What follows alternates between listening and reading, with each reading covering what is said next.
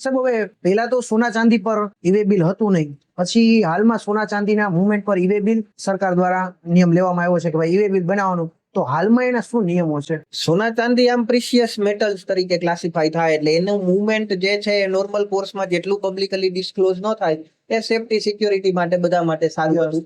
એટલે સરકારે ઇનિશિયલ પીરિયડમાં તો એની મુવમેન્ટમાં ઈ-વે બિલ રાખેલું જ નતું, પણ પછી પાછળથી સરકારશ્રીએ એની મુવમેન્ટમાં ઈ-વે બિલ કમ્પલસરી કર્યું.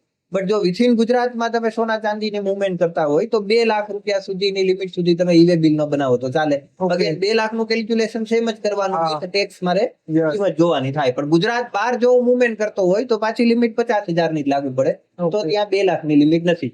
પણ એમાં એક રિલેક્સેશન છે. ઈ-વે બિલમાં મેનલી 2 પાર્ટ આવે, એક પાર્ટ એ આવે અને એક પાર્ટ બી આવે. પાર્ટ એ માં મારે ટ્રાન્ઝેક્શન ડિટેલ ફિલ કરવાની આવે.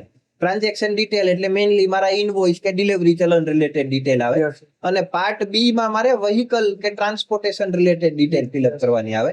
હવે જો આ ગોલ્ડ, સિલ્વર કે જ્વેલરી રિલેટેડ ઈ-વે બિલ હશે તો એમાં પાર્ટ બી ફિલઅપ કરવું કમ્પલસરી નથી. એટલે કે હું કદાચ વ્હીકલ રિલેટેડ ડિટેલ્સ એમાં એન્ટર ન કરું તો પણ મુવમેન્ટ વેલિડલી થઈ શકે. મારે ખાલી પાર્ટ એ જ ફિલઅપ કરવાનો છે. That is again for safety reason.